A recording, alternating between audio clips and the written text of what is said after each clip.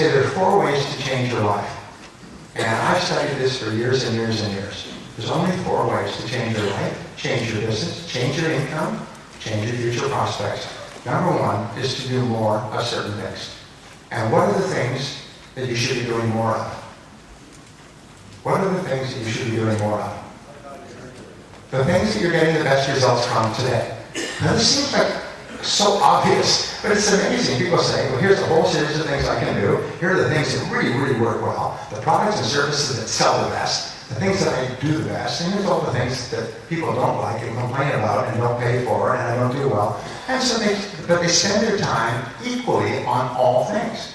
If top 20% of your activities, products, and services account for 80% of your results, the bottom 20% account for 80% of your results, they'll spend about 8 hours or 10 hours in a day. They'll divide 2 hours on the top 20%, 8 hours on the bottom 80%. No! That's not what you do. What you do is you do more and more of the things from which you're getting the best results.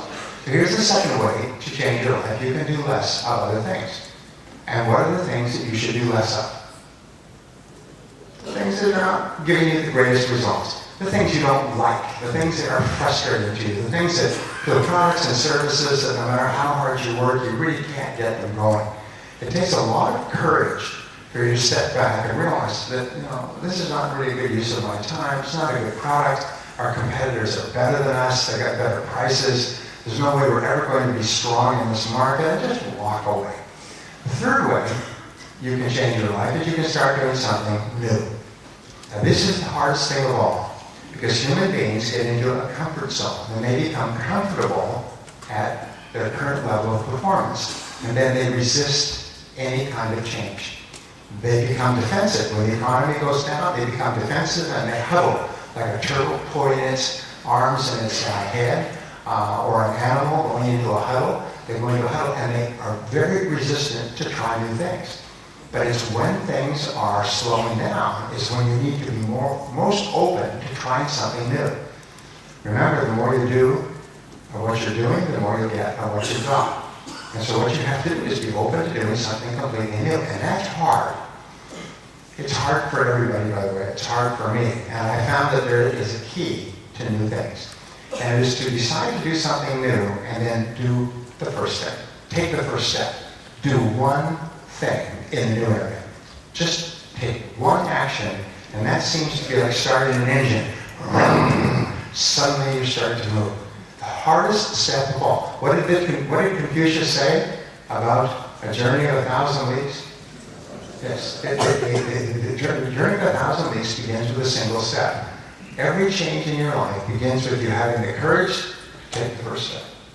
The difference between winners and losers is winners take the first step with no guarantee of success. Losers are always afraid. What if it doesn't work? What if it costs me money? What if it costs me time? How can I be sure? What's my guarantee? What's my guarantee? There's no guarantees. There's no guarantees you'll cross the street without getting hit by a car. But there's one guarantee is if you don't try new things, you have no future. You've got to be pushing yourself out of your comfort zone all the time. And the fourth area is to stop doing something altogether. There's a rule in time management that says this. You cannot be more effective by doing more things. People always think, well, I just get everything done. I'll start earlier. I'll work overnight. I had a business friend of mine, and once a week he would work a 24-hour day. And he would work all night. He'd come home, have dinner, and go to work at 7 or 8 o'clock at night, and he would work all night and go to work the next morning at 6 o'clock in the morning. He did this 24 hours. He did it once a week. And he was very effective, very productive, and he died of a heart attack at the age of 40. Unfortunately, very nice man, too. But he had this idea that the only way I can get caught up is I've got to do more things. So here's the rule. You can only get your time under control to the degree to which you stop doing things. You've got to stop doing things of low value. You've got to stop them altogether. You cannot be more efficient because you will never get caught up. You will never get caught up. The only way you can possibly stay on top of your work is to stop doing things of low value. Even though they're fun, even though they're easy, even though you're comfortable doing them, you've done them forever, Here's an interesting discovery. The greatest problem in moving upward in business is that we continue to do the things that we did to get us to the point where we could move up. Why? Because we're in where? We're in our what? We're in our comfort zone, and we're comfortable doing things that we did in the past. But as you move up, your responsibilities